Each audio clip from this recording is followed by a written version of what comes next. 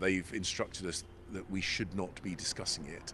So I'm going to abide by the Gambling Commission's instructions on that one. But you must be angry about what's happened.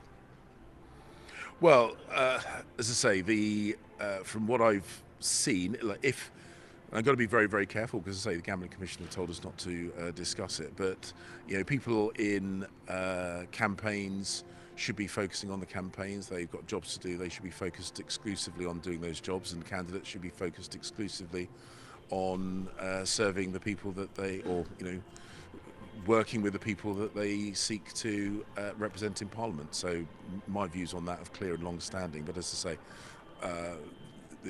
the Gambling Commission have made it explicit that we shouldn't be discussing this. The PM has said that he's furious about it. I mean, the latest person to be drawn in is Nick Mason, according to the Sunday Times, a Tory's chief data officer. He's alleged to have placed several dozen bets over an unspecified period before Sunak announced his intention to hold a snap election on July the 4th. 4 senior Conservative official or parliamentary candidate to be drawn in. Can you guarantee that the 4 Conservatives publicly named are the only ones who the party knows are under investigation? Well, I don't know anybody else that's involved in this, but as I say, I mean, and I totally understand that people want to know what's going on, but as I say, the Gambling Commission have made it clear that I should not be discussing this. The party but there should could not be more. discussing this. There could be more. So is that a question? Yeah, there could be more. I'm asking you, there could be more. Well, I don't know. I certainly don't know of any others. But as I say, I've been given pretty explicit instructions from the Gambling Commission. Sure. Well, the Prime Minister says he's furious about it. Why hasn't he suspended all of those people as Conservatives pending the outcome of the inquiry? After all, the police officer involved has been suspended.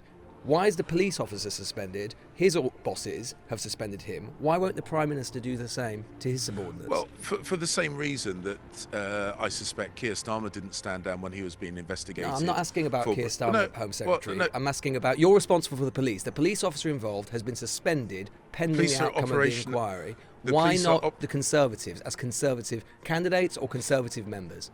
Lewis, the police are operationally independent. You know that, and as I say. Sure. I'm very conscious that when other people involved in politics, Keir Starmer, Angela Rayner, were being investigated for other things, they did not stand down, and they made it clear they wouldn't stand down or suspend themselves until the outcome of the investigation. I think it's appropriate to. I think it's entirely appropriate to be consistent on that. I mean, wouldn't it not send a message? The Prime Minister is the boss here, right? He says he's furious. He says he's furious, but he's doing nothing about it. The police clearly have a set of standards that they're applying. Why are the police more rigorous about this than the Conservative Party and the Prime Minister? Well, as I say, the Gambling Commission are investigating this. That is the appropriate thing, Sure. and and the Prime Minister has made it clear he will wait for the outcome of those investigations in order to take action. So why are the police taking this more seriously than the Prime Minister and the Conservative Party? Well, I don't agree with that. Well, they agree literally with that are. assessment. But they are, because Well, no, they've suspended the person involved pending the outcome of the inquiry. You and the Conservative Party are taking a different approach. Why is there a discrepancy? You're responsible for the police. You uphold the highest standards. Why not apply those standards to your own candidates? I mean, the point is, Lewis, as I've said, the Prime Minister has made it clear that we will respond to the outcome of the investigation. But the right thing to do is to wait for the outcome of the investigation. And again, as I said, we as a party have been given clear instructions by the Gambling Commission that we should not discuss this. Which means that but they haven't told you not to suspend them. That would be up to you. So I'm just going to ask one more time. It would send a message that you're taking this seriously. And the current message is the PM is not taking it terribly seriously. No, but Lewis, in order to respond properly to your questions, I would be forced to discuss this case in complete contravention to the explicit instructions from the Gambling Commission. You're presenting me with questions I can't properly respond to because I'm abiding by the instructions of the Gambling Commission. This question, it seems to me, that I can't quite get my head around is, yes, this is very, very unfortunate with Gamblingate, or Gamblegate as we're now calling it. Clearly the timing could not be worse. Everything seems to be going wrong for the Prime Minister. That is not in his power and his gift. What is in his gift is how he responds to it. And he has chosen, despite what the Home Secretary was saying there, sort of hiding behind the Gambling Commission, chosen not to suspend these people. And it seems to me that so long as that position remains the case, this is just going to run and run, isn't it? I think so. I think that's the question that literally everyone is asking, including people within his own party. And especially, I mean, obviously we first heard about Craig Williams, who kind of said sorry when he was confronted by a reporter. And then we heard about this close protection officer. And the first thing that happened when we heard about this close protection officer was he had been suspended and also arrested. And so immediately people started saying, well, hang on. If he's been suspended, why hasn't the Conservative candidate? And then we heard about another Conservative candidate. And then you've got the Conservative candidate's husband, who has taken a leave of absence because he was the director of campaigning. And then you've had the same thing overnight where it's reported that the chief data officer is also embroiled and he's taken a leave of absence. So there seems to be this discrepancy that no one can quite work out exactly what's going on.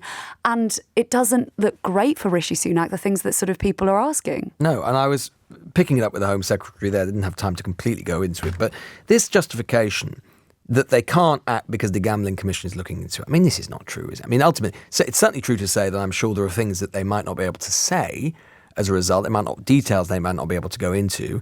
But it would not be unusual in politics or indeed any other walk of life, including, as we can see, with the police, that whilst an investigation is ongoing, someone is suspended for the interim.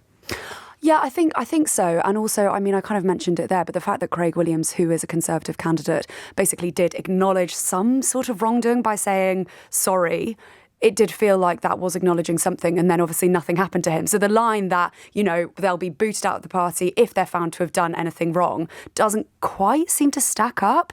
But it was interesting listening to James Cleverly there, because he just didn't really seem to have answers. And obviously he seemed almost frustrated that he wasn't able to answer questions. And it wasn't just on Gambling Gate, but also, you know, can Rishi Sunak turn it around? It just felt like he couldn't really answer those questions in totality. No, indeed not. What's your sense of I mean, we're 11 days out now. I mean, there is literally no sign of Conservative vivification in the polls.